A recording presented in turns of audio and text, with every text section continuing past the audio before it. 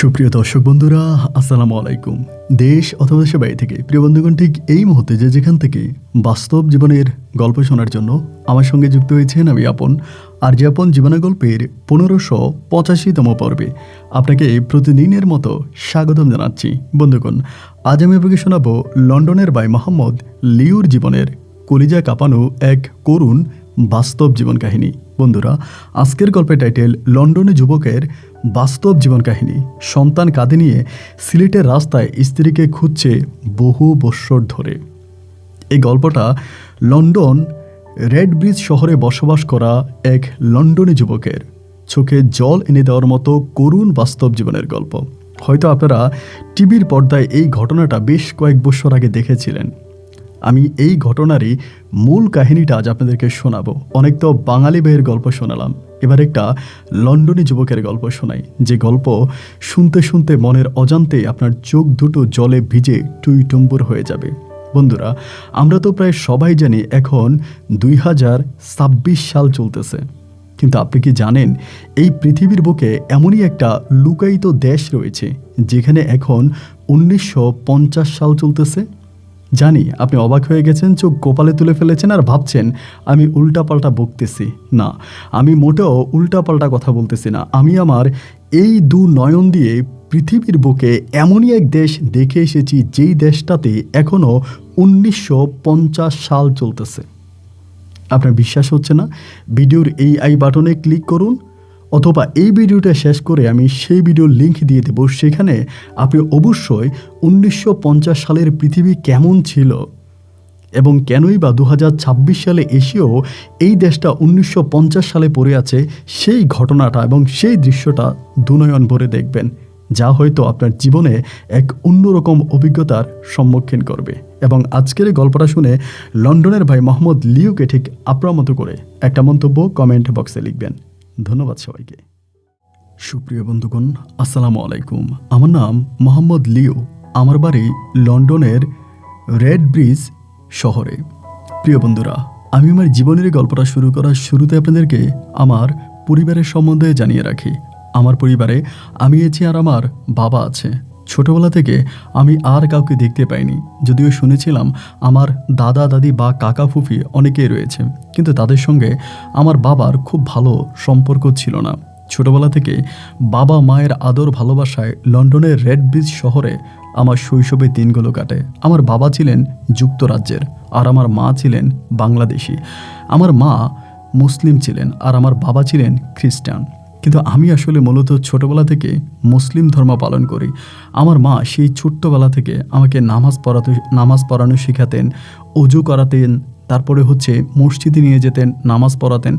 যদিও বাবা বাবার মতো খ্রিস্ট ধর্ম পালন করতো আর আমি আমার মায়ের ধর্মই বেশিরভাগ পালন করতাম। যদিও বাবা মাঝে মাঝে আদর করে বা শখ করে আমাকে গির্জায় বা এখানে সেখানেও নিয়ে যেত। এরকমভাবে আমার শৈশবের দিনগুলো কাটতে থাকে।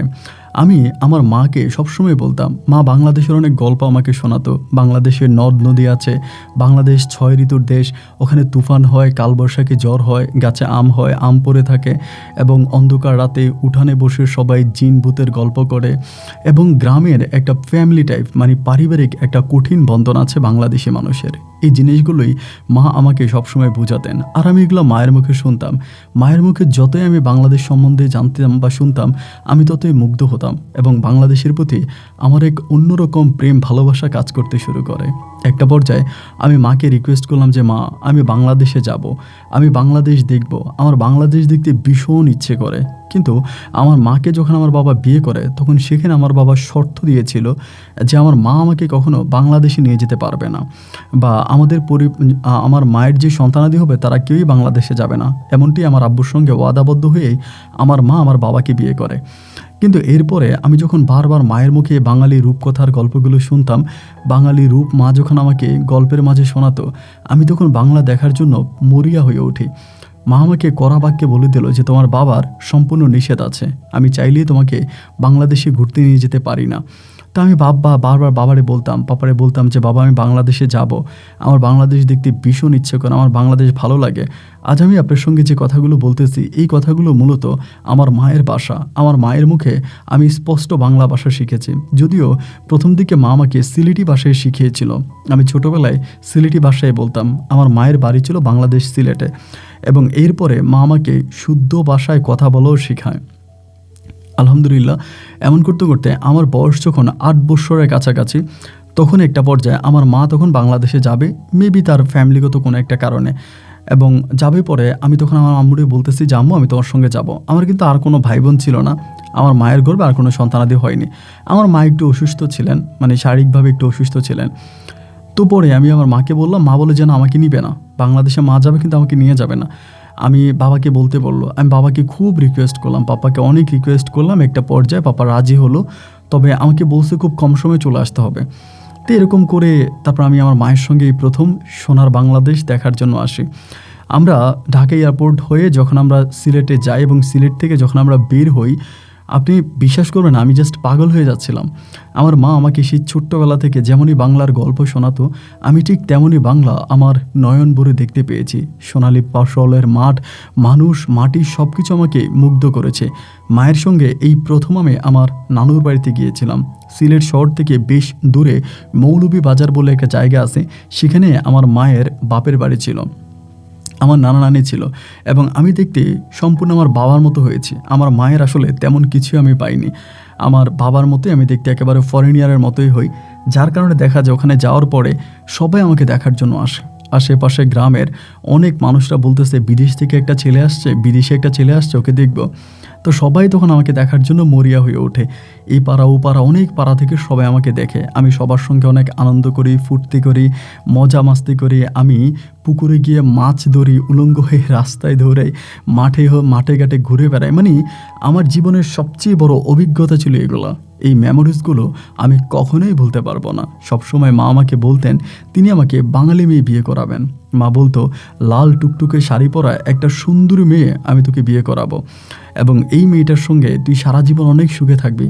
বাঙালি মেয়েরা তাদের স্বামীকে অনেক ভালোবাসে, বাঙালি মেয়েরা তাদের স্বামীকে মাথায় করে রাখে, যার কারণে আমি তোকে একটা চমৎকার সুন্দর বাঙালি মেয়ে বিয়ে করাবো। এই কথাগুলো মা আমাকে বলতো, এবং মায়ের মুখে এই কথাগুলো শুনতে শুনতে আমার নিজের ভিতরেও না একটা ইচ্ছা জেগে বসে যে আমি সত্যি একটা বাঙালি মেয়েকেই বিয়ে করব। একটা বাঙালি মেয়েকে আমি বউ সাজাবো এবং সেই মেয়েটাকে আমি বিয়ে করব, এমনটাই আমার বুকের ভিতরে লালন করতেছিলাম। এমন করে করে আমি মোটামুটি প্রায় অনেকটাই বড় হয়ে যাই। একটা সময় আমি আবারও লন্ডনে ফিরে যাই।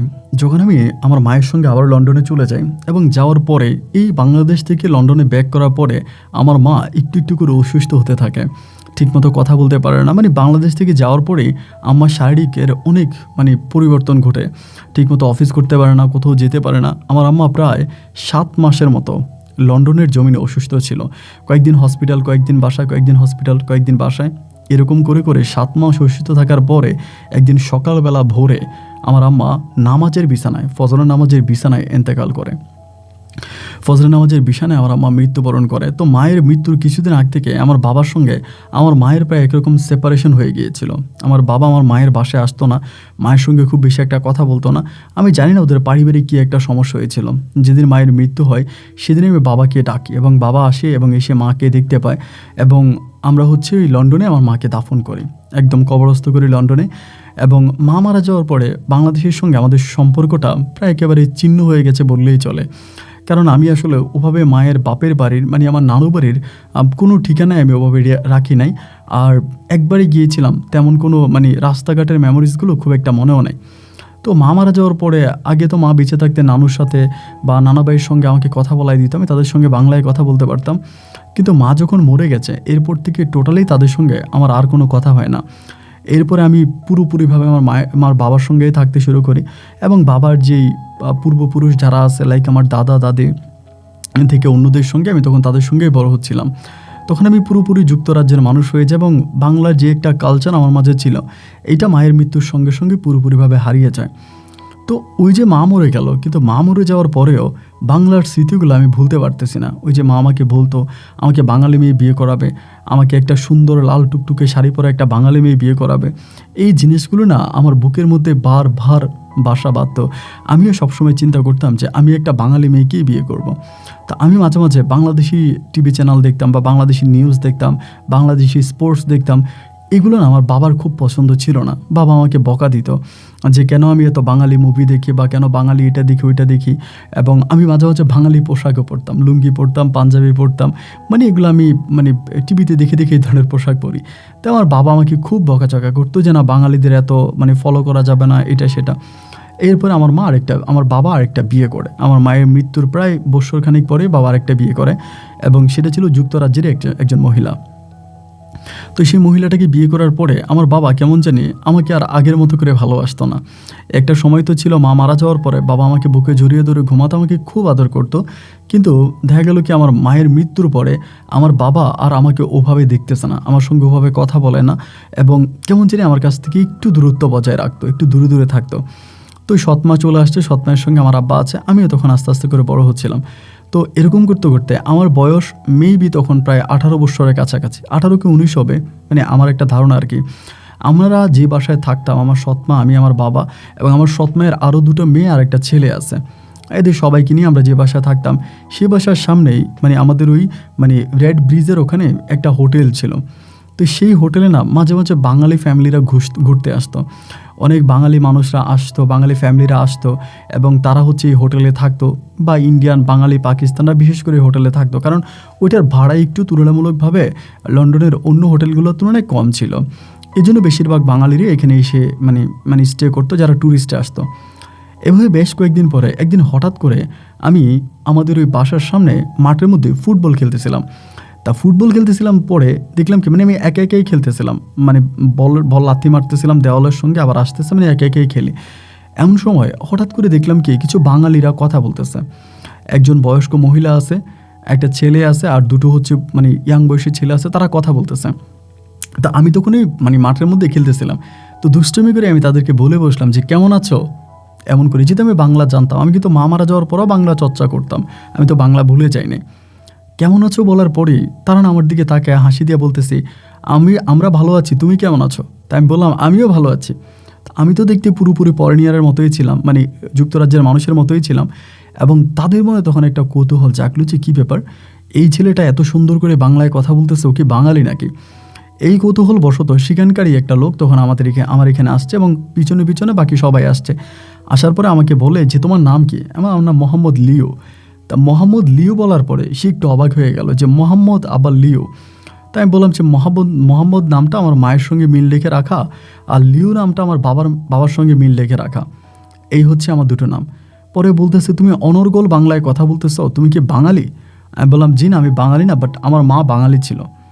তো বলে তুমি কি বাংলাদেশে কখনো গিয়েছিলা? আমি বললাম হ্যাঁ গিয়েছি। তো ওনাদের সঙ্গে কথা বলতে বলতে না তারা আমার খুব ফ্রেন্ডলি হয়ে যায়। তারা আমাকে জিজ্ঞেস করে আমার বাসা কোথায়, আমি বাসা দেখাই দিই যে এটা আমার বাসা।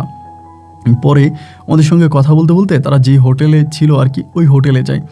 তো হোটেল রুমে যাওয়ার পরে তারা আমাকে বাঙালি খাবার দেয়। তারা সম্ভবত রিসেন্ট এসেছে, অনেকটা দেরি হয় নাই, মনে হয় 2-1 দিনের মধ্যে এরকমই হবে এসেছে। বাঙালি যে খাবারগুলো আমি আমার নানু বাড়িতে খেয়েছিলাম আমার মায়ের সঙ্গে যাওয়ার পরে, পিঠা, মিষ্টি, তারপরে গুড়, তারপরে আঙুর, এই যে বাঙালি কিছু খাবার আছে না, এই খাবারগুলো তখন আমাকে দিল। এবং খাবারগুলো খেতে খেতে না ভাই আমার হঠাৎ মায়ের কথা মনে পড়ে গেছে, এবং মায়ের কথা মনে পড়তেই আমি কান্না করে দিচ্ছি।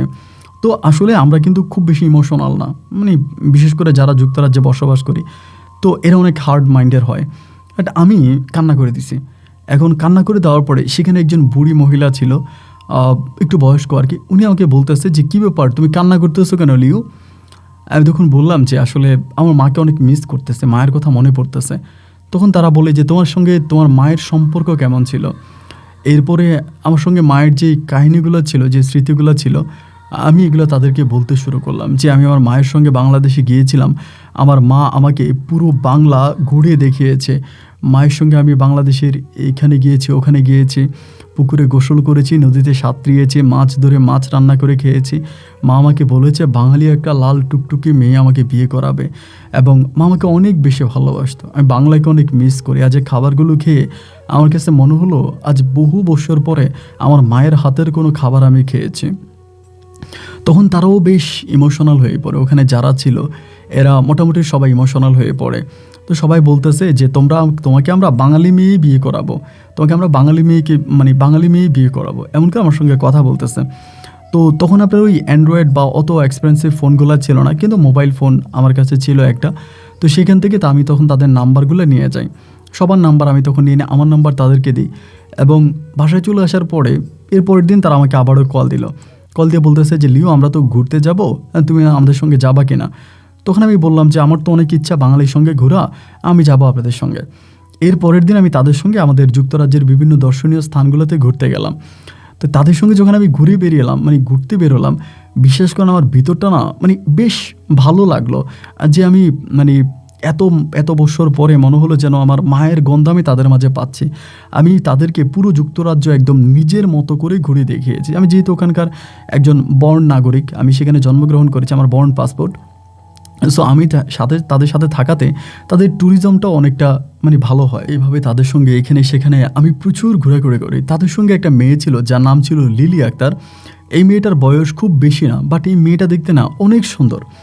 আমি আমার মায়ের মুখে বাঙালি মেয়েদের যে বর্ণনা শুনেছিলাম, এই মেয়েটার দিকে তাকিয়ে আমার কাছে মনে হলো যে আমি মেয়েটার মাঝে বাঙালির সেই সংস্কৃতিগুলো খুঁজে পাচ্ছিলাম। আমার মা যেহেতু বলতো বাঙালি মেয়েরা পায়ের মধ্যে আলতা পরে, তারপরে লিপস্টিক দেয়, এরপরে টিপ পরে, বা বাঙালি মেয়েরা এমন করে চলাফেরা করে, এই সবগুলো জিনিসই না আমি এই লিলি মেয়েটার মাঝে দেখতে পেয়েছিলাম। মেয়েটা বেশ শান্ত স্বভাবই ছিল। আমি মেয়েটার সঙ্গে অনেকক্ষণ কথাবার্তা বললাম, সেও আমার সঙ্গে কথা বলল। এবং যদিও সে দেখতে তাকে ছোট মনে হচ্ছিল, বাট তার বয়স কিন্তু বেশ ভালোই ছিল। ও তখন বাংলাদেশের একটা কলেজে পড়াশোনা করতো। আমি জানতে পারলাম যে লিলি তার চাচা চাচি এবং তার দাদির সঙ্গে এই লন্ডনে ঘুরতে আসে। এবং যতটুকু জানলাম যে তার মা বাবা কেউই নেই, তার মাও মারা গেছে, বাবাও মারা গেছে, এবং কীভাবে মারা গেছে সেটা আমি জানি না, বাট দে আর ডেড, আমাকে এটাই বলে। এরপর ওর সঙ্গে আমি অনেকক্ষণ কথাবার্তা বলি। আমার সঙ্গে সত্যি কথা বলতে এই লিলি মেয়েটাকে আমার অনেকটা ভালো লাগে। তো সারাদিন তাদের সঙ্গে ঘোরাফেরা করে যখন তারা হোটেলে চলে গেল, আমি বাসায় আসছি। এবং আসার পরে আমি যখন শুইলাম, বারান্দা দিয়ে তাকায় আছে বাইরের দিকে, আর মনে মনে চিন্তা করতেছি আমার মা যেমন একটা মেয়ের কথা আমাকে সবসময় বলতো, আজ আমি তেমনই একটা মেয়ের সঙ্গে ঘুরেছি বা তেমন একটা মেয়েকে দেখেছি। আমার মেয়েটাকে অনেক ভালো লাগছে, অনেকটা ভালো লাগে। তো আমি ওদের সবার সঙ্গে রাতে খবর নিলাম, খাবার খেয়েছেন কিনা, ভালো আছেন কিনা, বা আপনারা যে অনেক জার্নি করছেন এখন শরীর ঠিক আছে কিনা, সবাই আমার সঙ্গে কথা বললো। দেন আমি ওই লিলি মেয়েটার সঙ্গেও অনেকক্ষণ ধরে ফোনে কথা বললাম। এভাবে প্রায় 14 থেকে 15 দিনের মতো তারা এই জায়গার মধ্যে ছিল, লন্ডনে ছিল। এবং 14-15 দিন তাদেরকে আমি আমাদের বাসায় এনেছি, সেখানে আয়োজন করেছি তাদের জন্য, বাবার সঙ্গে পরিচয় করাই দিয়েছি, তাদেরকে নিয়ে আমি বেশ ঘোরাফেরা করেছি। আমার অনেক ভালো ভালো মেমোরিজ ছিল ওনাদের সঙ্গে। এরপরে তারা যেদিন চলে যাবে, আমার কাছে মনে হয় যে ওই দিনটা আমার খুব স্মরণীয় একটা দিন ছিল। আমি খুব বেশি কষ্ট পাইছিলাম, একরকম বলতে গেলে আমি না ভাই কান্না করে দিয়েছিলাম। তারা যখন এয়ারপোর্টে, আমি যখন তাদেরকে শেষ বিদায় জানাই এবং এয়ারপোর্ট থেকে তারা বাংলাদেশে চলে আসে, পরে আমি তাদের সঙ্গে ফোনে কথা বলি, সব সময় ফোনে কথা বলি, বিশেষ করে ওই লিলি আক্তার মেয়েটার সঙ্গে, লিলির সঙ্গে সবসময় ফোনে কথা বলি। এবং এই ফোনে কথা বলতে বলতে এই মেয়েটার সঙ্গে আমার একটা ভালো লাগার সম্পর্ক শুরু হয়ে যায়। ও আমাকে বাংলাদেশ সম্বন্ধে অনেক কথা বলে, এবং সেগুলো বলতে আমার ভিতরে কেমন জানি তাকে নিয়ে এক ধরনের অন্যরকম ভালো লাগা কাজ করতে শুরু করে। আমি তাকে এটা বলেই ফেলি, আমার মা যদি আজকে বেঁচে থাকতো তোমাকে লন্ডন থেকে সিলেটে ব্যাক করতে দিত না, আমাকে তোমার বউ বানিয়েই তোমাকে এই লন্ডনে রেখে দিত। মূলত আমার মায়ের ইচ্ছা ছিল যে তিনি আমাকে একটা বাঙালি মেয়ে বিয়ে করাবে, এবং বাঙালি মেয়ের মতো লাল টিপ পরিয়ে একটা সুন্দরী বউ মা আমার জন্য নিয়ে আসবে। আজ মা বেঁচে নেই, কিন্তু মায়ের এই কথাগুলো আমি খুব মিস করতেছি। আর আমার মায়ের ওই স্বপ্ন দেখা বউটা হয়তো তুমি হবা। এরকম করে তার সঙ্গে আমি প্রায় মাস 6 মতো কথা বলি, এবং 6 মাস পরে তার মুখে এসে আমাকে বাংলাদেশের অনেক বর্ণনা দিত, কথা বলতো। একটা সময় আমি সিদ্ধান্ত নিলাম যে আমি বাংলাদেশে যাব। আমার ভিতরেই জিনিসটা জাগছে যে আমি বাংলাদেশে যাব, কিন্তু বাংলাদেশে যে আমি যাব, আমার বাবা তো আমাকে বাংলাদেশে যেতে দিবে না। বাবার তো একেবারে কড়া নিষেধ, কোনোভাবেই বাংলাদেশে যাওয়া যাবে না, এবং বাংলার সঙ্গে তেমন কোনো সম্পর্কও রাখা চলবে না, এটা তো বাবা সবসময় বলতো। পরে আমি সিদ্ধান্ত নিলাম যে বাবাকে না জানিয়ে আমি ইংল্যান্ডের কথা বলে আমি বাংলাদেশে যাব। আমার একটা ফ্রেন্ড ছিল, ওর বাড়ি ছিল ইংল্যান্ডে, ওর সঙ্গে আমার সম্পর্কটা বেশ ভালো ছিল, খুবই বন্ধুত্বপূর্ণ একটা সম্পর্ক ছিল। তো আমি আমার বাবাকে বলেছিলাম যে আমার ওই ইংল্যান্ডের ফ্রেন্ডের সঙ্গে আমি ইংল্যান্ডে যাব এবং সেখানে গিয়ে আমি বেশ কয়েকদিন থাকবো। তো এগুলো আব্বাকে বলার পরে আব্বা আমাকে একটা সময় যাওয়ার পারমিশন দিল যে ঠিক আছে তুমি যেতে পারো। তো আব্বুর সঙ্গে এই পারমিশন নিয়ে তখন আমি এই বাংলাদেশের উদ্দেশ্যে রওনা দিলাম এবং বাংলাদেশে আসলাম। বাংলাদেশে সিলেট এয়ারপোর্টে আসার পরে আমার মায়ের স্মৃতিগুলো আমাকে এত বেশি কষ্ট দিচ্ছিল যে আমি আসলে সহ্য করতে পারতেছিলাম না। এয়ারপোর্ট থেকে বের হওয়ার পরে লিলি আমাকে রিসিভ করে, ওর অনেকগুলো বান্ধবী সহ, এবং এটা আমার লাইফের খুব এক্সেলেন্ট একটা মোমেন্ট ছিল। তারা আমাকে ফুল দিয়ে আমাকে গ্রহণ করে নেয় এবং আমি তাদের সঙ্গে পুরো সিলেট শহরে ঘুরি এবং লিলি আমাকে একটা হোটেল ঠিক করে দেয়, সে হোটেলে আমি উঠি। তো আমার ওই ফ্রেন্ডের মাধ্যমে কল কনফারেন্স করে বাবার সঙ্গে কথাবার্তা বলতাম, মানে যেভাবে বাবাকে ম্যানেজ করা যেত ওভাবে ম্যানেজ করতাম। আর আমার বাবা তো আমি আগেও বলেছিলাম যে আমার প্রতি বাবার খুব একটা টান ছিল না, এমনি বাধা দিত, নিষেধ করতো, কিন্তু কোথাও চলে গেলে খুব একটা খোঁজখবর নিত না যে আমি কোথায় আছি, কেমন আছি, এবং বাবার খুব বেশি একটা মাথা ব্যথা আমাকে নিয়ে ছিল না। যাই হোক, এরপরে যেটা হলো সেটা আমি আপনাকে বলি। তারপরে আমি বাংলাদেশে আসছি, হোটেলে ছিলাম, তারা আমাকে জৈন্তাপুর, তারপরে হচ্ছে আপনার বিছানাকান্দি, তারপরে হচ্ছে এরকম আরও মিনি সুন্দরবন মিলিয়ে অনেকগুলো জায়গায় তারা আমাকে ঘোরায়। আমি প্রায় 8 দিনের মতো থাকি টোটাল বাংলাদেশে, এবং এই 8 দিনে আমি একটা কাজও করে ফেলি। সেটা কি করে জানেন? লিলির অনেকগুলো বান্ধবী তারা বলে যে লিলি নাকি আমাকে অনেক ভালোবাসে। আর যদিও আমাদের ফোনের মাধ্যমে আমাদের প্রেম ভালোবাসাটা হয়ে যায়, মোবাইলে আমাদের মাঝে সম্পর্ক হয়ে যায়, তো বলতেছে যে ওর সঙ্গে আমাকে বিয়ে পড়াই দিবে, আমার সঙ্গে বিয়ে করাই দিবে। একটা কথা আপনাকে জানিয়ে রাখি, আমি আসলে কোন ধর্মের মানুষ সেটা আমি নিজেও জানি না, কারণ মা যখন বেঁচে ছিল তখন আমি মুসলিম ধর্ম পালন করতাম, এবং মায়ের মৃত্যুর পরে আমি পুরোপুরিভাবে বাবার সঙ্গে খ্রিস্টান ধর্মে পালন করে খ্রিস্ট হয়ে যাই।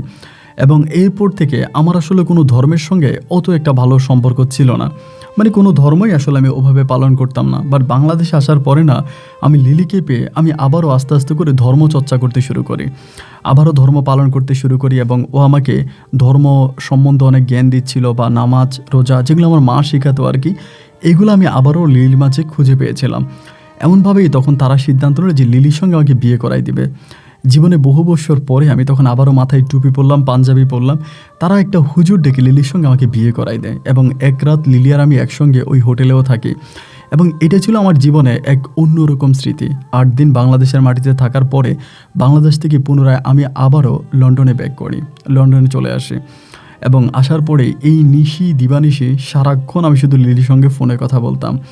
তো কেমন আছে, ভালো আছে কিনা, খেয়েছে কিনা, সারাক্ষণে শুধু ওর সঙ্গে ফোনে লেগে থাকতাম, এবং ও আমাকে ছাড়া কোনো কিছুই বুঝতো না। এরকম করে দিন রাতগুলো পার হইতেছে। আস্তে আস্তে করে লিলির পরিবারও তখন এই সম্পর্কের বিষয়টা জেনেছিল। তারা যদিও প্রথম দিকে সবাই আমাকে সাপোর্ট করেছে, আমাকে বলেছে যে লিলিকে বলতে বাংলাদেশি মেয়েকে তারা আমাকে বিয়ে করাবে, বা আমার মা না থাকার কারণে আমার প্রতি তাদের অনেকটা সিম্প্রিতি ছিল। এই জিনিসগুলো তো তখন আমি দেখেছিলাম। তো আমার ভিতর তখন একটা কথাই বারবার মনে হতো যে আমি সেই লিলিকেই বিয়ে করতে পারলে একে তো আমার মায়ের স্বপ্ন পূরণ হবে, দ্বিতীয়ত আমি এত সুন্দর এত বড় একটা ফ্যামিলি পাবো। তো এরকম করে প্রায় এখানে আমাদের আরও 2 বছরের মতো কেটে যায়। 2 বছর আমাদের দুজনের গভীর সম্পর্ক থাকে। মনে হয় যেন প্রতিটা মিনিটে আমি লিলির সঙ্গে কথা বলতাম। তখন আমি একটা কোম্পানিতে জব করি, এবং তার পাশাপাশি আমি স্টাডি করতেছি। জব এবং পড়াশোনা দুটোই আমি কন্টিনিউ করতাম, আর লিলির সঙ্গে কথা বলতাম। আমি লিলিকে আমার মনের ভিতর থেকে বউ হিসাবে ধরেই নিচ্ছিলাম। আর লিলির সঙ্গে যখন আমার সম্পর্ক হয় তখন থেকে আমি আমার বাসায় মুসলিম ধর্ম পালন করতাম। যদিও অনেকে হাসাহাসি করতো আমাকে নিয়ে, বাট আমি আমার ওই ধর্মটা পালন করতাম, নামাজ পড়া ট্রাই করতাম, আল্লাহকে ডাকতাম বা কোরআন পড়তাম, যতটুকু মুসলিম ভাইয়েরা করে আমি সেগুলোই করতাম। এরকম করে সময়গুলো যেতে যেতে একটা সময় হলো কি, একদিন আমার এটা মনে আছে, আমার জীবনের সবচেয়ে স্মরণীয় ঘটনা আর কি। বিকেলবেলা এর আগের দিন আমার লিলির সঙ্গে কথা হয়েছিল। আমাকে অনেক কথাবার্তা বলে, কিন্তু বেশ কয়েকটা দিন ধরে লিলির মন অনেক খারাপ থাকতো। কয়েকটা দিন ধরেও কেমন জানি একটু গম্ভীর ভাব করে থাকতো, খুব বেশি একটা কথা বলতো না, কেমন জানি একটু অন্যরকম ছিল। তা আমি ওরে জিজ্ঞেস করতাম যে তোমার কি কোনো মন খারাপ? আমাকে সবসময় ফ্যামিলির কথা বলতো যে ওর বাবা নাই, ওর মা নাই, এবং ওর চাচুদের কাছে আছে, ওর চাচুদের সাথে ওর সম্পর্ক ভালো না, এরকম ফ্যামিলি প্রবলেমের কথাগুলো আমাকে সবসময় জানাইতো, আমি এগুলো শুনতাম। তো বেশ কয়েকটা দিন ধরে দেখলাম যে ওর মনটা অনেক খারাপ, খুব বেশি একটা কথাও বলে না, একটা গোমরা ভাব করে থাকতেছে। তো কেন এরকম করতেছে বা কেন ওর মনটা এত খারাপ আমি না সেটা বুঝতে পারতেছিলাম না, মানে বুঝতেছিলাম না। তো এরপরে একদিন বিকেলবেলা, মানে আমাদের লন্ডনের টাইমে আমি বলতেছি বিকেলবেলা, আমি সারাদিন ওকে কোনো ফোন টোন করিনি, সারাদিন কোনো ফোন করিনি। বিকেলবেলা আমি ওর নাম্বারে কল দিলাম, কল দেওয়ার পর দেখছি যে নাম্বারটা বন্ধ। তা এরকম করে কিন্তু মাঝে মাঝে একদিন বা মানে 2 দিন নাম্বার বন্ধ করে রাখে, এটা ইচ্ছে করেই করে। নাম্বার বন্ধ করে রাখে, কারোর সঙ্গে ওর কমিউনিকেশন করতে ভালো লাগে না, কথা বলতে ভালো লাগে না, এই জন্য নাম্বার বন্ধ করে রাখে। সেদিন দেখলাম কি হচ্ছে, নাম্বারটা বন্ধ করে রাখছে। তো নাম্বারটা বন্ধ করে রাখলো, মানে ওই বিকেলটাও কাটলো, একটাও কাটলো, পুরো 24 ঘন্টাও নাম্বারটা বন্ধ ছিল। 24 ঘন্টা পরে কল দিছি, পরে একটা মেয়ে তখন নাম্বারটা রিসিভ করে। তো রিসিভ করার পরে আমি তো বাংলা বলতে পারতাম, তো আমি মেয়েটা পিক করার পর আমি বললাম যে লিলি কোথায়। পরে মেয়েটা দেখে কোনো কথা বলে না। আমি বললাম কী ব্যাপার, কথা বলতেছে না কেন, লিলি কোথায়? আমি বললাম ফোনটা লিলির কাছে দেন, আমি একটু লিলির সঙ্গে কথা বলতে চাই, লিলি কোথায়? বেশ কয়েকবার যখন এই কথাটা জিজ্ঞেস করলাম, একটা সময় মেয়েটা খুব কান্না জড়িত কণ্ঠে বলতেছে যে মানে লিলি আপু আর নাই।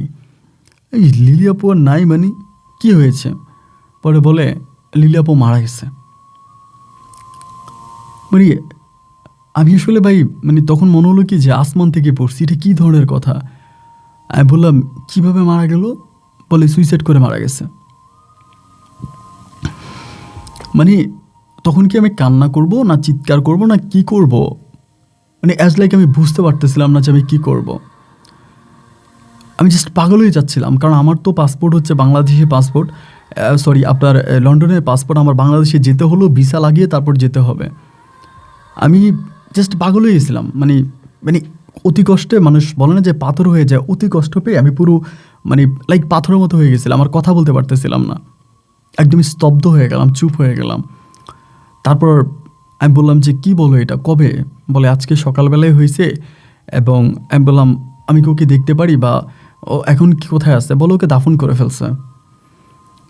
এতটা কষ্ট পাইছি যা ঠিক আপনাকে বলে বোঝাতে পারবো না। আমি তখন সিদ্ধান্ত নিলাম যে বাংলাদেশে যাব, আমি বাংলাদেশে যাব এবং আমি লিলির কবর দেখব।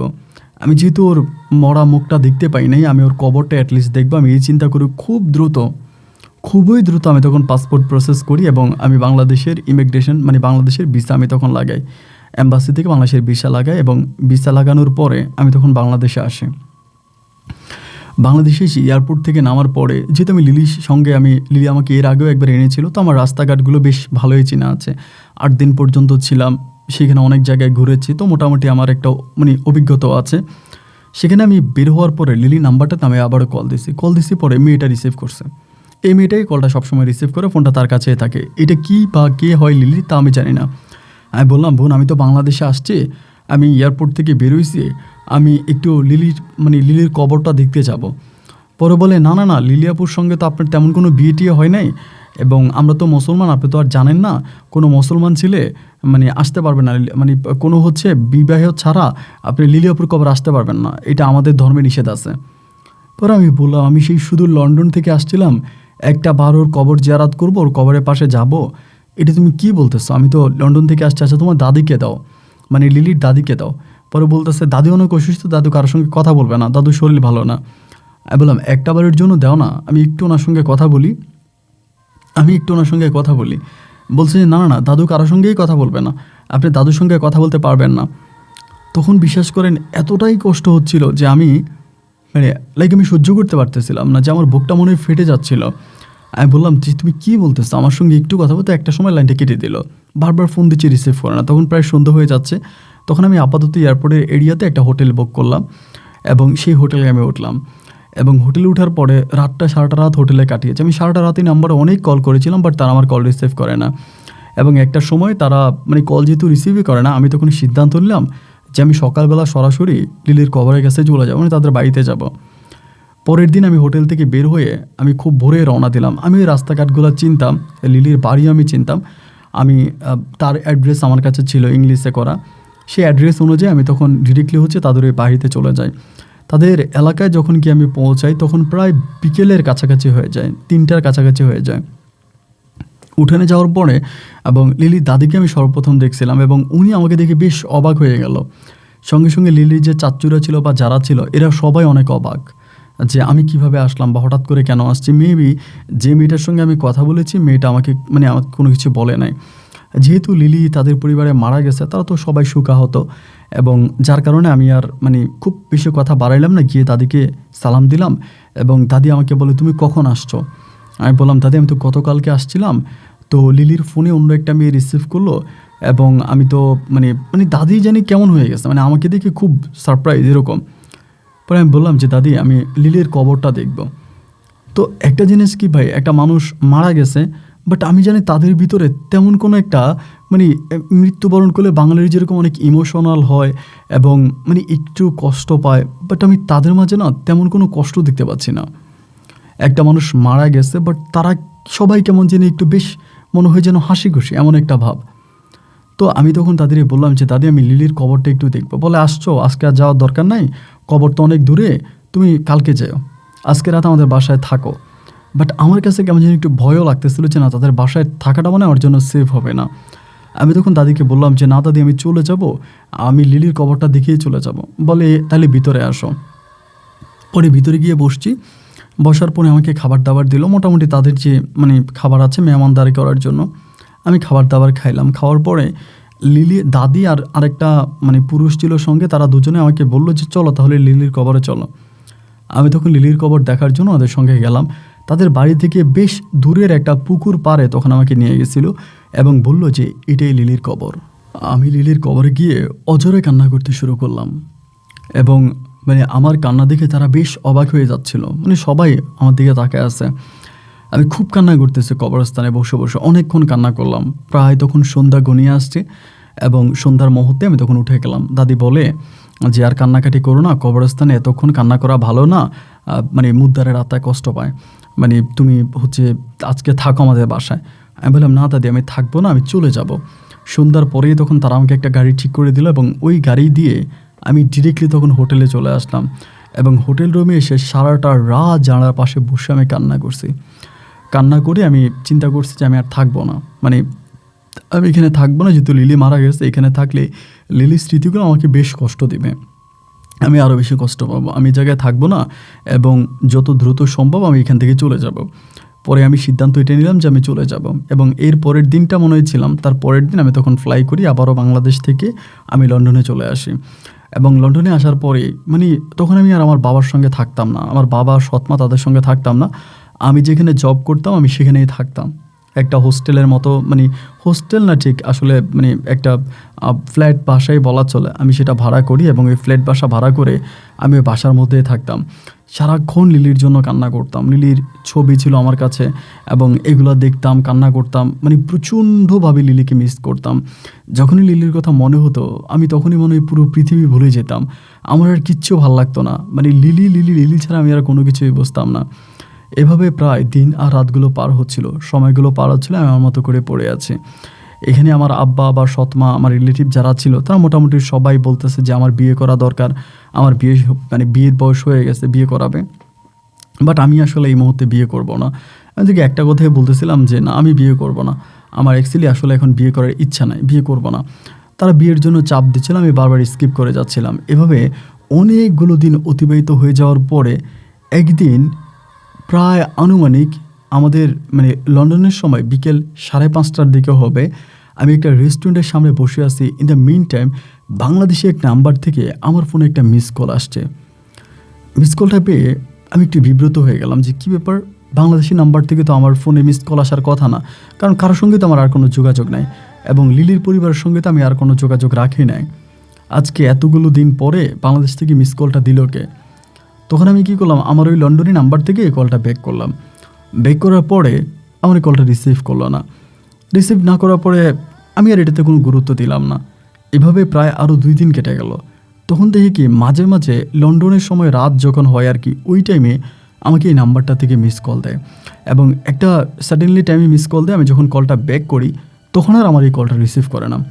আমার ভিতর তখন কেমন জানি একটু সন্দেহ ঢুকে গেল যে, হু ইজ দিস, আমার নাম্বারে কল করে, বাট আমি যখন কল ব্যাক করি তখন আর এই ফোনটা পিক করে না, এটা কে হতে পারে এবং কেনই বা আমাকে কল দেয়? আমি আসলে তেমন কোনো কিছু বুঝতে পারতেছিলাম না, এবং এরকম করেই তখন সময়গুলো কাটতেছে, 1 দিন 2 দিন 3 দিন, এই করতে করতে একদিন আমি রেগে গেলাম। রেগে গিয়ে বারবার এই নাম্বারটাতে কল দিচ্ছিলাম, এবং বারবার কল দেওয়ার পরে নাম্বারটা একটাবার রিসিভ করছে, যেহেতু বাংলাদেশে নাম্বার ছিল প্লাস 88 ছিল, তো আমি বললাম যে আপনি কে? তো বারবার জিজ্ঞেস করতেছে যে আপনি কে, আপনি কে, আপনি কে, কোনো কথা বলে না। এবং অনেকক্ষণ পরে বলতেছে যে আমি আমি লিলি। আমি বলছি আমার পায়ের নিচ থেকে মানে মাটিগুলো সরে গেছে তখন, কারণ আমি তো ওর কণ্ঠ চিনি, ওর ভয়েস আমি পুরোপুরিভাবেই চিনি। তখন আমি বললাম তুমি লিলি? বলে হ্যাঁ আমি লিলি। যে তুমি না মারা গেছো?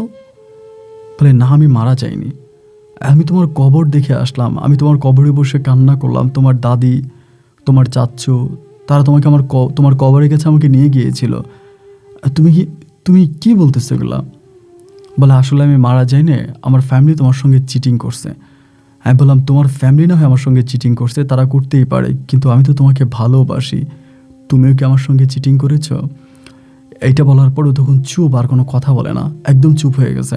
আমি বললাম কী ব্যাপার লিলি, বলো না, তুমি কি আমার সঙ্গে চিটিং করেছো? ও তখন কিচ্ছু বলে না। আমি বললাম লিলি প্লিজ একটাবার আমাকে বলো, তুমি কি আমার সঙ্গে চিটিং করেছো? ও তখন বলে হ্যাঁ আমিও তোমার সঙ্গে চিটিং করেছি। আমি বললাম কেন করেছো? ও বলে তা জানি না। তাই বললাম ঠিক আছে, আমার জীবনে তো তুমি মৃত, তুমি মরেই গেছো, তাহলে আজ এতগুলো দিন পরে হঠাৎ করে কেন আমাকে কল দিয়েছো? ও বলে তাও জানি না। আমি বললাম এটা কি বলো, তাও জানি না মানে কেন কল দিয়েছো আমাকে? ও তখন কান্না করতে করতে বলেছে লিও আমি না তোমাকে ভুলতে পারতেছি না। আমি বললাম তুমি কি ট্রাই করেছো? বলে হ্যাঁ আমি আজকে অনেকগুলো মাস ধরে আমি ট্রাই করে যাচ্ছি, বাট আই কান্ট। আমি বললাম কেন? বলে কারণ আমি তোমাকে ভালোবাসি। আমি বললাম যাকে ভালোবাসো তাকে ভুলে যেতে চাও কেন? বলে পরিস্থিতির কারণে। আমি যে কেন, তোমার পরিস্থিতিতে এমন কি ঘটেছে যে তুমি আমাকে ভুলে যেতে হবে? ও তখন বলে লিও জানো আমার না বিয়ে হয়ে গেছে। হ্যাঁ বললাম তোমার বিয়ে হয়ে গেছে, এটা তো বেশ খারাপ কিছু না, এটা তো ভালো তোমার বিয়ে হয়েছে, তো তুমি আমাকে জানালে না কেন? ও বলে আমি তোমাকে এই জন্য জানাই নাই যে জানাইলে তুমি বেশ কষ্ট পাবা। আমি বললাম তোমার মৃত্যুর খবর যদি সহ্য করতে পারি, তোমার বিয়ের খবরটা কি সহ্য করতে পারতাম না? ও তখন বলে তারা সবাই আমাকে জোর করে বিয়ে দিয়ে দিয়েছে আমার এক আপন চাচাতো ভাইয়ের সঙ্গে। তুমি যেদিন আমাদের বাড়িতে গিয়েছিলা আমি পাশের বাড়িতেই ছিলাম, আমি তোমাকে দেখেছি, কিন্তু তোমার কাছে আসার সাহস আমি পাইনি। তুমি আমাকে দেখেছো অথচ আমার কাছে আসার সাহস পাওনি? ও বলেন না আমি তোমার কাছে আসার সাহস পাইনি, আমার চাচ্চুরা আমাকে মেরে ফেলবে, আমি তাদের ভয়ে তোমার কাছে যাইনি, তারা আমাকে জোর করে বিয়ে দিয়ে দিয়েছে। আমি তখন বললাম জোর করে তো আসলে বিয়ে দেওয়া যায় না, তুমি বিয়ে করে ফেলেছো তুমি সেটাই বলো। ও তখন বলে আমাকে মাফ করে দাও, কান্নাকাটি করতেছে। তো আমি বললাম আচ্ছা ঠিক আছে, আমার কোনো অভিযোগ নাই, তুমি ভালো থাকলে আমি ভালো থাকবো, নো প্রবলেম। আমি তো আসলে মানে মন ভাঙে একটা মানুষ সেই থেকেই, আমার জীবনে ভালো লাগা বলতে তো তেমন কোনো পার্ট নাই, আমি কষ্ট কেরি করে বেড়াতেই ভালোবাসি, সো তুমি আমাকে আর কোনো কিছু বলো না। ও তখন আমাকে বলতেছে আমি না কোনো কথা শুনতে চাই না, আমি শুধু একটাই কথা তোমাকে জানাতে চাই, আমি তোমার সঙ্গে সারা জীবন কন্ট্রাক্ট রাখবো, আমি তোমাকে সবসময় কল করব। যে তোমার হাজব্যান্ড কিছু বলবে না? বলেন আমার হাজব্যান্ড কিছু বলবে না, আর আমার হাজব্যান্ড কিছু বললেও না আমার কিছু যায় আসে না, আমি সারাক্ষণ তোমাকে ফোন দেবো, আমি সারাক্ষণ তোমার সঙ্গে কথা বলবো। হ্যাঁ বললাম আচ্ছা ঠিক আছে, যদি তোমার সারাক্ষণ আমার সঙ্গে কথা বলতে মন চায় তাহলে তুমি কল দিও। এই কথা বলার পরে না ও আমাকে 2-1 দিন পর পর নয়, ঠিক প্রায় প্রতিদিনে কল দিত। লিউ তুমি কী করো, লিউ তুমি খেয়েছো কি না, লিউ তুমি ভালো আছো কি না। আমি না মানে বুঝতে পারতেছিলাম না যে কেন আমার সঙ্গে এটা হচ্ছে। আমি তারে জিজ্ঞেস করলাম যে তোমার যার সঙ্গে বিয়ে হয়েছিল তোমার কী হয়েছে, তুমি কেন বিয়ে করেছিল? ও বলে জোর করে বিয়ে দিয়ে দিয়েছে, আর আমার হাজব্যান্ডকে আমার ভালো লাগে না। এরকম করে সময়গুলো যেতে যেতে একটা সময় আমাকে বলে যে লিও আমি না এই সমস্ত কিছু ছেড়ে তোমার কাছে চলে যেতে চাই, আমার এই বাংলাদেশ আর ভালো লাগে না, আমার ফ্যামিলি আর আমার ভালো লাগে না লিও, আমি তোমার কাছে চলে যাব। তো কান্নাকাটি করতেছে। আমি বললাম যে চলে আসবা? বলে হ্যাঁ চলে আসবো। তাই আমি বললাম সত্যি কি আসবা? বলে হ্যাঁ আমি সত্যিই আসবো। দেখেন ওর সঙ্গে যে আমার বিয়ে হয়েছিল তখন অনেকগুলো ছবি কিন্তু ছিল, আমরা একসঙ্গে বসেছি, হুজুর আমাদের বিয়ে পড়িয়েছে বা মোটামুটি কিছু ডকুমেন্ট ছিল, এবং ও আমাকে বাংলাদেশ থেকে আরও কিছু ডকুমেন্ট ম্যানেজ করে দেয় যেগুলো আসলে ভিসার জন্য প্রয়োজন ছিল। এই সমস্ত ডকুমেন্টগুলো ঠিক করে আমার জন্য পাসপোর্টের কপি পাঠায়, এবং এরপর আমি ওরে লন্ডনে আনার জন্য তখন ব্যবস্থা করি, ওর পাসপোর্ট জমা দিই এবং আমাদের বিয়ের যে ডকুমেন্টগুলো ছিল সেগুলো জমা দিই, যেগুলো আমাকে বাংলাদেশ থেকে মেক করে দেয়। এবং সব কিছু ঠিকঠাক করে দেওয়ার পরেই আমি তখন সিদ্ধান্ত নিলাম যে ওকে আমি লন্ডনে নিয়ে আসবো। তো আলহামদুলিল্লাহ বেশ কয়েক মাস পরেই ও ইমিগ্রেশন করে, মানে আপনার অ্যাম্বাসি ফেস করে, এবং সব কিছুর পরে ওর পাসপোর্ট ভিসা লেগে যায় এবং ও আমার কাছে চলে আসে। ও যখন লন্ডনে আসে আমি ওকে ঠিক চিনতে পারি না। আমি যে মানুষটাকে ভালোবেসেছিলাম সে পরীর মতো সুন্দর ছিল, অসম্ভব রকমের সুন্দর ছিল তার চেহারা, কিন্তু আজকে আমার সামনে যে মানুষটা দাঁড়িয়ে আছে তার অতীতের সঙ্গে বর্তমানের চেহারার তেমন কোনো মিলে নেই। আমি জানি মানে বুঝতে পারতেছিলাম না যে ও কেন এরকম হয়ে গেছে। আমি ওকে বারবার বলতেছি, তোমার চেহারা এরকম হয়ে গেছে কেন? তুমি এখন আগের মতো কথা বলতেছো না, তুমি অনেক গম্ভীর হয়ে গেছো, অনেক চুপ হয়ে গেছো। একটা মানুষের জীবনে অ্যাক্সিডেন্ট হতেই পারে, এটাকে তুমি একটা অ্যাক্সিডেন্ট হিসেবেই ধরে নাও। তুমি ভাবো যে এটা তোমার জীবনে একটা অ্যাক্সিডেন্ট, এটাকে এর থেকেও বেশি কিছু গুরুত্ব তুমি দিও না। তুমি সব কিছু ভুলে যাও, আমরা নতুন করে শুরু করব এবং আমরা অনেক ভালো থাকবো। আমাদের কোনো পুরনো অতীত থাকবে না, আমাদের কোনো পুরনো মেমোরি থাকবে না। আমাকে তুমি একটু সময় দাও, আমি সব কিছু সামলিয়ে নেব। এগুলো ওকে বলতেছি আর ও না কান্নাকাটি করতেছে, মানে প্রচুর কান্নাকাটি করতো। লন্ডনে আসার পর তখন প্রচুর কাঁদতো। আস্তে আস্তে করে ওর সঙ্গে থাকতেছে, ওকে ভালোবাসতেছে, এবং এরকম করতে করতে আল্লাহর রহমতে আমাদের ও তখন গর্ভবতী হয়, এবং গর্ভবতী হওয়ার পরে আমার একটা কন্যার সন্তান হয়। আমার মেয়েটা হওয়ার পরে ও তখন মোটামুটি বেশ ভালো হয়ে যায়।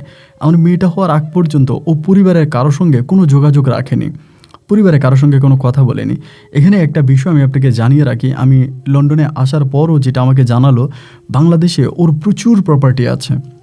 মানে ওর যে দাদা ছিলেন তিনি ছিলেন সেই এলাকার মানে এক ধরনের রাজা, এবং তাদের প্রচণ্ড রকমের সম্পত্তি ছিল। এবং লিলির বাবা মা দুজনে মারা যাওয়ার পরে লিলি সেসব সম্পত্তির মালিক হয়। তো ওর চাচ্চুরা ওকে সেই সমস্ত সম্পত্তি দিতে চাচ্ছিল না, মানে সম্পত্তি দেবে না, এবং যার জন্য ওর চাচাতো ভাইয়ের সঙ্গে ওকে জোর করে বিয়ে দেয় যাতে সম্পত্তিটা তারা ভোগ করতে পারে। চাচাতো ভাইয়ের সঙ্গে বিয়ে হবার পরে লিলি কোনোভাবেই তার সম্পত্তি তার চাচাতো ভাইয়ের নামে লিখে দিচ্ছে না বা তার চাচাদের দিচ্ছে না, এবং সেই নিয়ে লিলির সংসারে তখন আগুন ধরে যায়। এবং যায় ঝামেলার একটা পর্যায়ে লিলি তখন আমার সঙ্গে আবারও যোগাযোগ করে এবং আমার কাছে চলে আসে। এইটাও আমাকে জানালো যে ওর অনেক প্রচুর প্রপার্টি আছে এবং মানে কোটি কোটি টাকার সম্পদ ওর বাংলাদেশে রয়েছে। তা আমি বললাম যে ঠিক আছে, বাদ দাও এসব নিয়ে, আর তুমি কথা বলো না, বাংলাদেশের কোনো প্রপার্টি আমাদের প্রয়োজন নাই, আমরা তো আর বাংলাদেশে যাবো না, সো বাংলাদেশের প্রপার্টি দিয়ে বা আমরা কী করবো। এমন করতে করতে আমার সঙ্গে থাকতেছে আমার মেয়েটা, হলো মেয়েটার সঙ্গে খেলে দোলে, মেয়েটার সঙ্গে খুব আনন্দ ফুর্তি করতেছে, মেয়েটাকে অনেক ভালোবাসে, ও মেয়েটাকে অনেক ভালোবাসে, এবং মা মেয়ের মাঝে এই নীরব প্রেমের বন্ধন দেখে আমি নিজেও বেশ খুশি হয়ে গেলাম যে ঠিক আছে, মা মেয়ের সম্পর্ক বেশ ভালো, আলহামদুলিল্লাহ সব কিছু ঠিকঠাক আছে। এইভাবে দিন আর রাত, রাত আর দিনগুলো কাটতে কাটতে একটা সময় আমি দেখলাম কি জানেন, মানে লিলি হঠাৎ করে তার পরিবারের মানুষের সঙ্গে যোগাযোগ করতে শুরু করলো। তার দাদি কিন্তু মারা গেছে ইতিমধ্যে, এবং দাদি মারা গেছে, সে দেশে যায়নি, এবং সে তার বড় কাকির সঙ্গে, মানে বড় কাকি একজন মহিলা, সেই মহিলার সঙ্গে মাঝে মাঝে কথা বলতো। তা আমি ওরে বললাম যে তুমি কথা বলো কেন, তুমি তো জানো তারা তোমাকে জোর করে বিয়ে দিয়েছে বা তোমার ক্ষতি করেছে, কে, তারপর তুমি কেন তাদের সঙ্গে কথা বলো? আমাকে বলে যে না, আমি আমার মানে কাকির সঙ্গে কথা বলি, কাকির সঙ্গে কথা বলতে আমার ভালো লাগে। এভাবে কয়েকদিন কথা বলার পরে আমার মেয়েটার বয়স তখন প্রায় 1.5 থেকে 2 বছরের কাছাকাছি। আমার মেয়েটা কিন্তু মানে আপনার বর্ন পাসপোর্ট পায়, যেমনটি আমি পেয়েছিলাম লন্ডনের, আমার মেয়েও লন্ডনের পাসপোর্ট পায়। এবং এরপরে প্রায় মেয়েটার 1.5 থেকে 2 বছর বয়স হওয়ার পরে ও তখন বলতেছে কি যে আমি বাংলাদেশে যাব হঠাৎ করে। আমি বললাম তুমি এটা কী বলো, এখন তুমি কেন হঠাৎ করে বাংলাদেশে যাবা? আর তুমি তো জানোই ওখানে গেলে তোমার প্রবলেম হয়, তারা তোমাকে জোর করে বিয়ে দিয়েছে। ও বলে না না না, এখন এই সমস্ত কিছু করবে না, আমার কাকির সঙ্গে কথা হয়েছে এবং কাকি আমাকে অনেক মিস করে আমাকে যেতে বলতেছে, আমি যাব, এখন আর গেলে কোনো প্রবলেম নাই। মানে ও যাওয়ার জন্য খুব মরিয়া হয়ে উঠছে।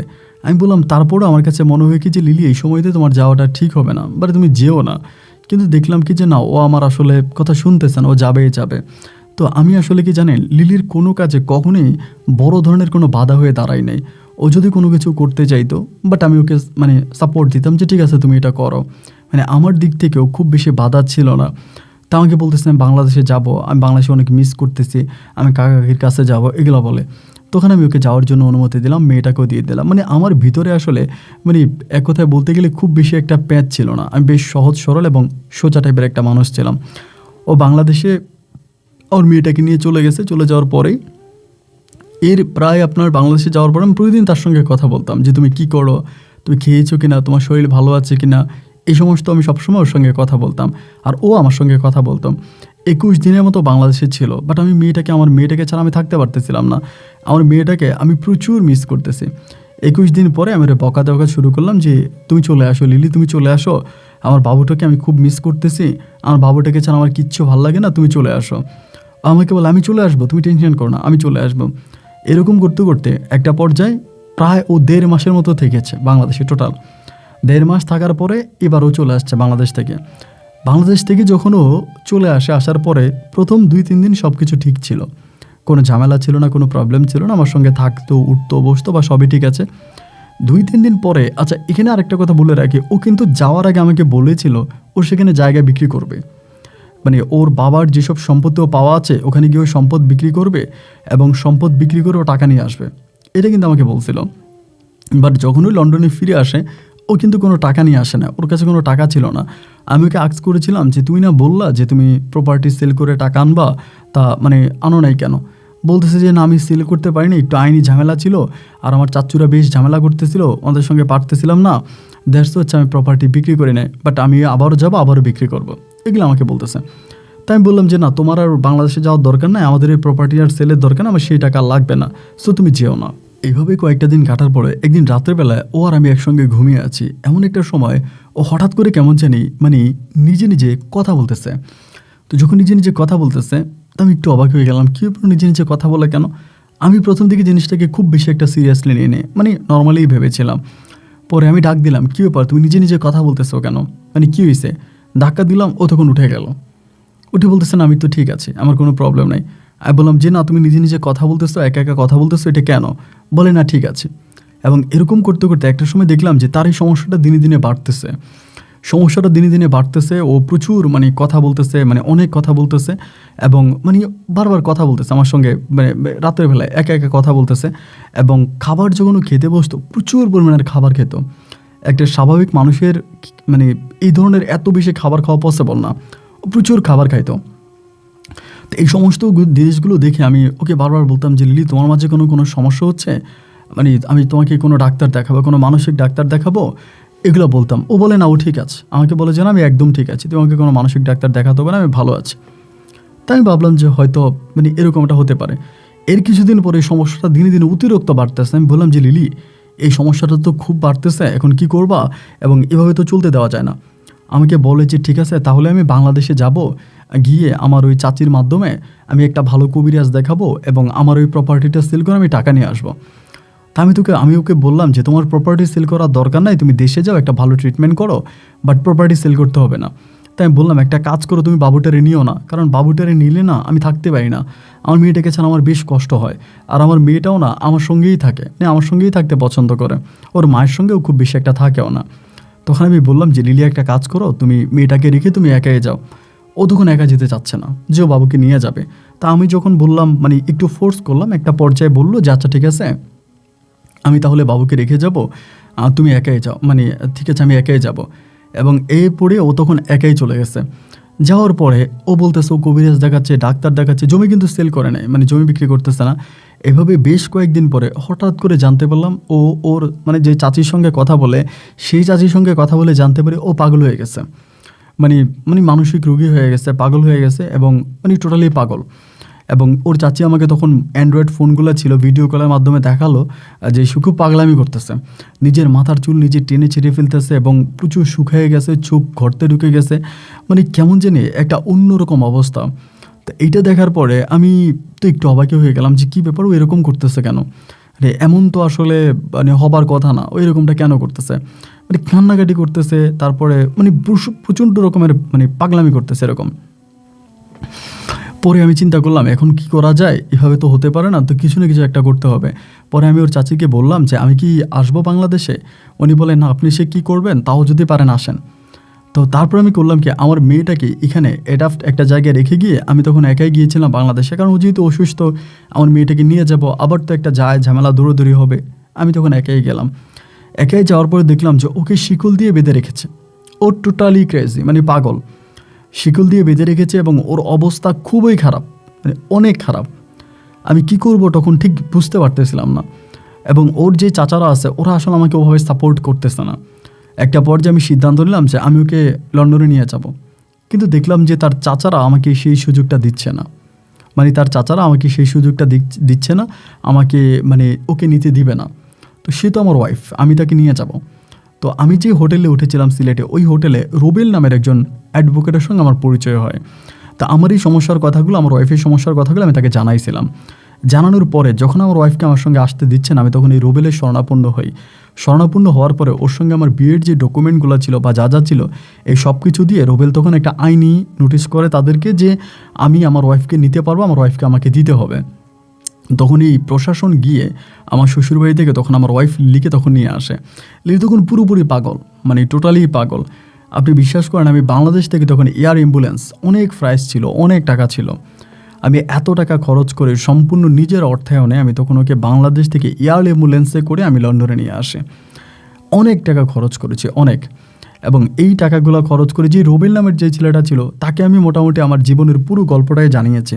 ও কিন্তু আমার সব কিছুই জানে, এবং ওকে বিস্তারিত বলার পরেই ও তখন আমার মামলাটা নিয়ে কাজ করে। এবং রুবেল ভেরি নাইস পার্সন ছিল আমার জন্য আর কি। বেসিক্যালি আমি দেখেছি যে আমাকে প্রচুর হেল্প করেছে এই বিষয়টার উপরে। এয়ার অ্যাম্বুলেন্সে করে তখন আমি তাকে বাংলাদেশ থেকে আমি লন্ডনে নিয়ে আসি। এবং আনার পরে আমি বিভিন্ন ধরনের আপনার ডাক্তার দেখাচ্ছি, মানসিক ডাক্তার, হসপিটাল, অনেক জায়গায় নিয়ে যাচ্ছি, কিন্তু আসলে কোনোভাবে ওর কোনো ভালো ট্রিটমেন্ট হচ্ছে না। মানে ও এই ভালোতে এই খারাপ, এই ভালোতে এই খারাপ, মানে এরকম একটা সমস্যার মধ্যে পড়ে গেছি। তো সেখানে একটা বাঙালি ফ্যামিলি ছিল আমার, সেখানে রুজিনা বলে আমার একজন ভাবি ছিল। ওই ভাবিটা তখন আমাকে পরামর্শ দিল যে ওর সম্ভবত প্যারানর্মাল কোনো কিছু হয়েছে, ওকে আপনি কবিরাজ দেখান। কবিরাজ দেখানোর কথা আমাকে বললো। তো আমার তো আসলে ওরকম কোনো, আমাদের এখানে এরকম কোনো ব্ল্যাক ম্যাজিক করা বা কবিরাজ নাই, তবে আফ্রিকার কিছু মানুষ এখানে এই ধরনের ব্ল্যাক ম্যাজিকের কাজ করে। তো সেখানে একটা আফ্রিকান নাগরিকের কাছে গেলাম আমি। যাওয়ার পরে সেই লোকটা তখন বলল যে মানে ও তখন মানে কাজ শুরু করলো, এবং তিনি বলতেছে ওকে ব্ল্যাক ম্যাজিক করা হয়েছে, ওকে কালো জাদু করা হয়েছে, ওকে ইচ্ছা করে পাগল করে দেওয়া হয়েছে। এবং তিনি তখন ওটা নিয়ে কাজ করলেন প্রায় আপনার 2 মাসের মতো উনি কাজ করে, এবং 2 মাসের মধ্যে আলহামদুলিল্লাহ আমার লিলি সম্পূর্ণ সুস্থ হয়ে যায়। এবং সুস্থ হয়ে যাওয়ার পর আমি তাকে বললাম যে তুমি আর কখনো কোনো দিন বাংলাদেশের নাম মুখে আনবা না, বিকজ তুমি বাংলাদেশে গেলে তুমি পাগল হয়ে যাও, তুমি ক্রেজি হয়ে যাও, এবং তোমার চাচ্চুরা তোমাকে মেরে ফেলার জন্য ট্রাই করে। সো তুমি কখনোই আর বাংলাদেশে যাবা না, বা বাংলাদেশের নামই তুমি আনবা না। তো ও তখন এটা বলার পরে কিছুটা শান্ত হয়, এবং শান্ত হওয়ার পরে ও তখন পুনরায় আবারও প্রেগনেন্ট হয়, মানে ভালো হওয়ার পরে পুনরায় আবারও গর্ভবতী হয়। এবং গর্ভবতী হওয়ার পরে ও তখন কেমন জানি একটু হাঁটাচলা করতো অন্যরকম, কথাবার্তা বলতো অন্যরকম, মানে ওর ভিতরে কিছু অন্যরকম জিনিস আমি দেখতে পেয়েছিলাম। তো সবশেষ আমি বললাম যে ঠিক আছে, এই তুমি একটু নামাজ কালাম পড়ো বা তোমার ধর্ম অনুযায়ী তুমি এই কাজ করো, সব ঠিক হয়ে যাবে। এরকম করে ওর পেটে যে বাবুটা হয়েছে, বাবুটা নষ্ট হয়ে গেছে। বাবুটা নষ্ট হওয়ার প্রায় 1.5 বছর পরে, মানে ও সুস্থ হবার ঠিক 1.5 থেকে 2 বছর পরে ও হঠাৎ করে আমাকে আবার বলতেছে বাংলাদেশে যাবে। আমি তো এবার বেশ রেখে গেলাম যে না, তুমি যেতে পারবা না। তখনও আমাকে বলতেছে যে চাচ্চুরা আমার প্রপার্টি বিক্রি করে ফেলতেছে, ওরা আমার প্রপার্টি সেল করে ফেলবে, আমাকে আমার প্রপার্টি সেভ করতে হবে, আমাকে আমার জায়গা সম্পত্তি সেভ করতে হবে, আমি যাব, আমার সম্পত্তি আমি সেভ করব। আমি তখন বললাম যে তুমি এটা কী বলতেছো, তোমার সম্পত্তি তুমি সেভ করবা না, তোমার ওখানে যাওয়ার কোনোই প্রয়োজন নেই, কারণ তুমি যদি এবার এখানে যাও তাহলে আমি তোমাকে আর ফিরে পাবো না, তুমি হয়তো মারাও যেতে পারো, তোমার চাচ্চুরা অনেক ডেয়ারিং পার্সন, তোমার অনেক ক্ষতি করে ফেলবে, না তুমি যেও না। তখন আমার সঙ্গে খুব রাগারাগি, মানে প্রতিবার যেরকম রাগারাগি করে এরকমই রাগারাগি করতেছে, না আমি যাব, আমি আমার প্রপার্টি ফিরে নিয়ে আসবো, আমার প্রপার্টি আমার আনতে হবে। আমি ওকে টোটালি যেতে দিলাম না, মানে না তুমি যেতে পারবা না। এবং যেতে পারবা না বলার পরে ও তখন মানে এটা বলার পর ও আর গেল না গিয়ে এর কিছুদিন পরে আমি ওর কাগজপত্রগুলো যে রুবেলের কাছে দিয়েছিলাম অ্যাডভোকেট, তিনি তখন আমাকে জানাইলো যে ভাবির তো দেশে আসা দরকার, আমি ভাবির ফাইলগুলো রেডি করছি, উনি সিগনেচার করে দিলে আমি তখন মামলাটা নিয়ে কাজ শুরু করতাম, এবং ভাবির ওই প্রপার্টিগুলো ভাবি ফিরে পাইতো। এইটা বলার পরেই আমি তখন বললাম যে তাহলে তোকে আবার যেতে দিতে হয়, যেহেতু রুবেল বলতেছে, অ্যাডভোকেট বলতেছে তো, এবং ও যাওয়ার জন্য খুব আগ্রহী। তো বললাম যে ঠিক আছে তুমি যাও। পরে সে বাংলাদেশে গেল। বাংলাদেশে যাওয়ার পরে 4 দিন পর্যন্ত আমার সঙ্গে যোগাযোগ ছিল, রুবেলের সঙ্গে যোগাযোগ হয়, সে সিগনেচার করে টামলাগুলো ঠিকঠাক করে। ও তখন ওর একটা বান্ধবীর বাসায় উঠে, সিলেট শহরেই, মেয়েটার নাম ছিল নাফিজা। ওই নাফিজার বাসায় সে উঠার পরে 3 দিন পর্যন্ত আমার সঙ্গে যোগাযোগ হয়। 3 দিন পরে হঠাৎ করে ওর ফোনটা বন্ধ। ফোনটা যখন বন্ধ পাইলাম আমি একটু বিব্রত হয়ে গেলাম যে কী ব্যাপার, ফোন বন্ধ কেন? এবং ফোন বন্ধ হওয়ার পরে আমি যখন ওর বান্ধবীর সঙ্গে কথা বললাম, ও বলে তো ভাই ও তো বেরিয়ে গেছে, সকালবেলা বেরিয়ে গেছে, হয়তো ফোনে চার্জ নাই, ঠিক হয়ে যাবে। সকাল ঘুরিয়ে বিকেল হয়ে গেল বাংলাদেশের সময়, কিন্তু আর ফিরে আসতো না। মেয়েটা তখন বলতেছে যে ভাই আমি তো বুঝতেছি না ও কোথায় গেছে, বাট মানে আমি বুঝতেছি না, ও তো ছিল তো কোথায় হঠাৎ করে চলে গেছে, খুঁজে পাচ্ছে না। পরে যে অ্যাডভোকেট রুবেল ছিল আমি তাকে দিয়ে মামলা দায়ের করাই যে দেখেন আমার ওয়াইফ কোথায় চলে গেছে, ওকে তো খুঁজে পাওয়া যাচ্ছে না। উনি তখন আইনিভাবে পদক্ষেপ নেয়, আইনি পদক্ষেপ নেয়, ওয়াইফকে আর খুঁজে পাওয়া যাচ্ছে না। এভাবে কয়েকটা দিন, প্রায় আপনার ২৭-২৮ দিন কেটে গেছে, ওর কোনো খবর নাই। এবং ২৭-২৮ দিন পরে আমি আর থাকতে পারতেছিলাম না। আমার মেয়েটাও আম্মু আম্মু বলে খুব কান্নাকাটি করতেছে। এবং সবচেয়ে বড় যে কথাটা, এই ২৭-২৮ দিন পরে আমি স্বপ্নে দেখতাম যে ও আমাকে স্বপ্নে মানে দেখতাম যে ওরে শিকল দিয়ে বেঁধে রাখছে। মানে এরকম শিকল দিয়ে বেঁধে রাখছে এবং ও প্রচুর পাগলামি করতেছে। মানে শিকল দিয়ে বেঁধে রাখা হয়েছে এবং প্রচুর পাগলামি করতেছে, ও থাকতে পারতেছে না। মানে আমাকে বারবার বলতেছে যে আমাকে হেল্প করো, হেল্প মি, আমাকে নিয়ে যাও, আমাকে সেভ করো, এগুলো আমাকে বলতো। এবং স্বপ্নে আমি এই জিনিসগুলো দেখতে পেতাম। এবং আমি তখন চিন্তা করলাম, তাহলে কি করা যায়? ওর তো এই বিপদ, আমার তোকে সেভ করতে হবে, ওকে রক্ষা করতে হবে। আমি তখন এই রুবেলের সঙ্গে কথাবার্তা বলে দেন আমি তখন আমার মেয়েটাকে নিয়ে এই লন্ডন থেকে বাংলাদেশে আমি আবারও আসি। এবার আসার পরে আমি ওরে খুঁজতে শুরু করি। আমি আমার মেয়েটার কাঁধে করে করে এই রাস্তা এখানে সেখানে আমি ওকে খুঁজতেছি। মানে আমি এমন কোনো রাত নেই বাংলাদেশে যে রাতে যাওয়ার পরে আমি ওকে স্বপ্নে দেখতাম না। ও বলতো আমি এই জায়গায় আছি, আমি ওই জায়গায় আছি, আমি এখানে আছি, আমি ওখানে আছি। মানে প্রচণ্ড রকমেরও পাগলামি করতাম। একদিন ২ দিন নয়, প্রায় ১ বৎসরেরও বেশি সময় ধরে আমি বাংলাদেশে ওকে খুঁজেছি, কিন্তু ১ বৎসর ওকে খুঁজে আমি পাইনি, কোথাও ওকে পাওয়া যায় না। ১ বৎসর পরে হঠাৎ করে রুবেলের মাধ্যমে আমি সন্ধান পেলাম ওকে নাকি একটা মাজারে পাওয়া গেছে, একটা মাজারে পাওয়া গেছে। এবং এই সন্ধান পাওয়ার পরে আমি সেই মাজারে গেলাম, সিলেটের একটা মাজার। আমি প্রায় ১.৫ বৎসর মতো আমি বাংলাদেশে ছিলাম। সেই মাজারে যাওয়ার পরে দেখলাম যে ওই মাজারের ভিতরে ও ভিক্ষা করতেছে, এবং ভিক্ষা করতেছে সম্পূর্ণ পাগল। ওর কোনো পাসপোর্ট নেই, কোনো ডকুমেন্ট নেই, এগুলো কোথায় আছে আমি কিচ্ছু জানি না। ওখানেও ভিক্ষা করতেছে। আমি সেই জায়গা থেকে ওকে নিয়ে আসছি, ছেড়ে থেকে ওকে নিয়ে আসছে এবং আনার পরে গোসল করাইছি, পরিষ্কার করাইছি। এবং তখনও ভারসাম্যহীন, মানে পাগল। তো পাগল হয়েছে, মানে পুরোপুরিভাবেও তখন পাগল। মানে আমি যতটুকু দেখলাম যে ওকে কোনোভাবেই ঠিক করা যাচ্ছে না, হসপিটালে নিয়ে গেলাম। আমি তখন তাদেরকে জানালাম যে সবাই বলতেছে ওকে প্যারানর্মাল কিছু করা হয়েছে। এবং আমি তখন ওর বান্ধবী যে ছিল, ওই মেয়েটা নাফিজা, সে এবং আমার ওই অ্যাডভোকেট বন্ধু রোবেল, তাদের দুজনের সহযোগিতায় আমি তখন একটা ভালো কবিরাজের শরণাপন্ন হই। এবং সেই কবিরাজ দ্বারা আমি ওকে ট্রিটমেন্ট করি, এবং ট্রিটমেন্ট করার পরে ও আলহামদুলিল্লাহ ভালো হয়। ভালো হওয়ার পরে দেখেন ওর মাঝে কোনো সমস্যা ছিল না, কোনো অসুস্থতা ছিল না, একেবারে সম্পূর্ণ সুস্থ হয়ে যায়। এবং সুস্থ হওয়ার পরে ও আমাকে ওয়াদা করে যে ও আর কখনোই বাংলাদেশের নাম মুখে আনবে না, ও আমার সঙ্গে লন্ডনে চলে যাবে এবং সারা জীবনও লন্ডনেই থাকবে, এদেশে ও আর কখনোই আসবে না। এগুলো ওয়াদা করে শুধু আমাকে বলে যে আমি যেহেতু একেবারেই চলে যাব, আমি লাস্ট আর 2 মাস এদেশে থাকতে চাই। এই 2টা মাস ও আমাকে নিয়ে ঘুরবে, মানে তার একটা প্ল্যানিং, সে 2 মাস আমাকে নিয়ে ঘুরবে, আমার বাচ্চাকে নিয়ে ঘুরবে। এবং 2 মাস পরে ও লন্ডনে ব্যাক করবে, ও আর কখনোই আসবে না। তো 2 মাস আমাকে নিয়ে বাংলাদেশের বিচ কক্সবাজার গিয়েছিলাম এবং এখানে সেখানে অনেক জায়গার মধ্যে ঘুরেছিলাম।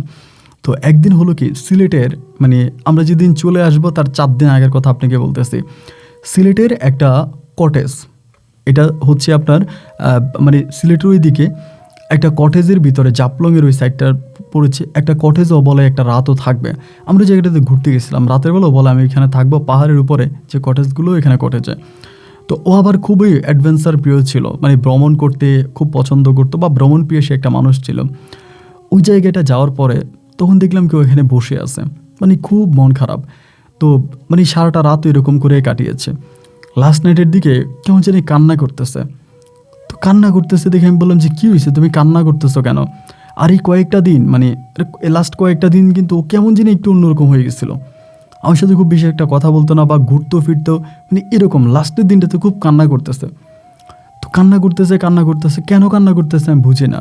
আর যে তুমি কান্না করতেছো কেন, কিছু বলে না।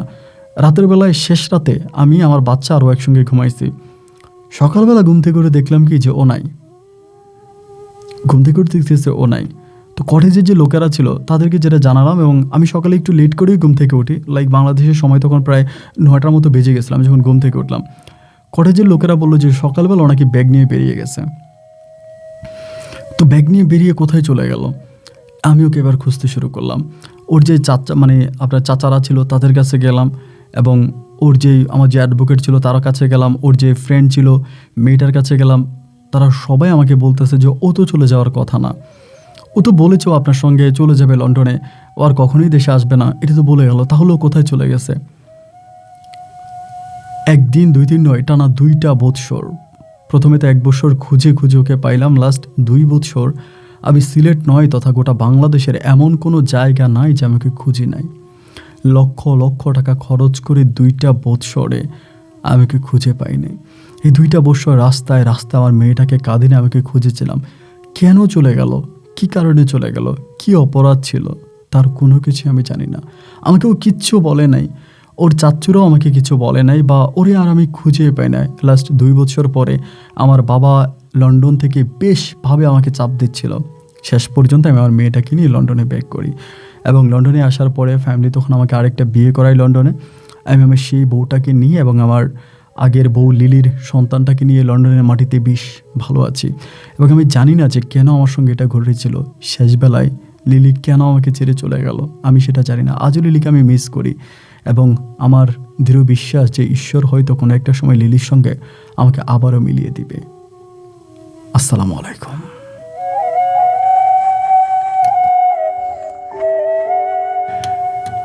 সুপ্রিয় বন্ধুগণ, সবাইকে অনেক বেশি ধন্যবাদ এই পর্যন্ত আমার সঙ্গে থেকে লন্ডনের ভাই মোহাম্মদ লিওর জীবনের গল্পটা শোনার জন্য। আমাকে গল্পটা লিও পাঠায়নি, গল্পটা আমাকে পাঠিয়েছে নাফিসা ওনার নাম। নাফিসা উনি একজন ডক্টর, এবং নাফিসা ছিল হচ্ছে লিলির খুব ঘনিষ্ঠ একটা বান্ধবী, এবং তিনি আমাকে পুরো গল্পটা লিখে পাঠিয়েছেন। এবং লিওর সঙ্গে আমার কথা হয়নি, এবং লিওর সঙ্গে তার কথা হয় এখনও। মানে যেই মেয়েটার কথা বললাম নাফিজা, তার সঙ্গে লিওর কন্ট্রাক্ট আছে, এবং সে নাকি লিওকে বলেছে যে আমি তোমার গল্পটা এরকম বাংলাদেশের একজন কন্টেন্ট ক্রিয়েটারকে বলবে, এবং লিও নাকি পারমিশন দিয়েছে। দ্যাটস ওয়াই সে আমাকে পুরো গল্পটা লিখে পাঠিয়েছে, এবং যতটুকু মানে লিওর কাছ থেকে সে শুনেছে তার পুরোটাই আমাকে বলেছে, এবং আমি আমার মতো করে আপনাদেরকে সাজিয়ে শুনিয়েছি। যদিও কোনো অংশে আপনারা না বুঝে থাকেন, আপনারা কমেন্ট করবেন, আমি চেষ্টা করবো উত্তর দেওয়ার জন্য। দেখেন, আমাদের এই পৃথিবীটাই এমন, পৃথিবীতে পাওয়া না পাওয়া, আমরা হয়তো মানে ব্যস্ত এই শহরে অনেক মানুষকে দেখতে পাই, এবং দেখে মনে হয় যে তারা বেশ সুখে আছে, তাদের জীবনে কোনো কষ্ট নেই, ডিপ্রেশন নেই, কোনো রকমের মানে না পাওয়ার কোনো কিচ্ছু নেই, বাট তারা অনেক ভালো আছে। আমরা দূর থেকে দেখলে সেটাই মনে করি, কিন্তু আদৌ তো তাই নয়। পৃথিবীর প্রত্যেকটা মানুষই কোনো না কোনো কষ্ট করে বেড়াচ্ছে। কারোটা হয়তো আমরা বুঝতে পারি, আর কারোটা বুঝতে পারি না, কারোটা দেখি আর কারোটা দেখি না। সুতরাং এই জীবনটাই হচ্ছে এরকম, এখানে কিছু চাওয়া থাকবে, কিছু পাওয়া হবে না। এইসবের মাঝে আমাদের একদিন পৃথিবী ছেড়ে চলে যেতে হবে। আমাদের বিশ্বাস রাখতে হবে যে জান্নাতে আমরা সব কিছু পাবো। লিও তিনি কোনো ধর্ম এই মুহূর্তে পালন করতেছে না, তবে তার নাফিজা আমাকে যেটা বলেছে, লিও এই মুহূর্তে আবারও খ্রিস্টান ধর্ম পালন করে। তার ধর্মের কোনো ঠিক নেই, তবে একটা মূল ধর্ম ইসলামী এসে যদি সে আল্লাহর কাছে চায়, আমার দৃঢ় বিশ্বাস যে মৃত্যুর পরে সে অবশ্যই জান্নাতে লিলির সঙ্গে থাকতে পারবে। এই আশা ব্যক্ত করে আমি এখন আজকের মতো এখানে বিদায় নিচ্ছি। আপনাদেরকে বিনীতভাবে রিকোয়েস্ট করবো, যারা এতক্ষণ পর্যন্ত আমার সঙ্গে ছিলেন তারা অবশ্যই কিউবা হাভানার ভিডিওটা মিস করবেন না। এখানে ক্লিক করে কিউবার হাভানার সম্পূর্ণ ভিডিওটা দেখে ঘুমাতে যাবেন। সবাইকে শুভরাত্রি, আল্লাহ হাফেজ, আসসালাম।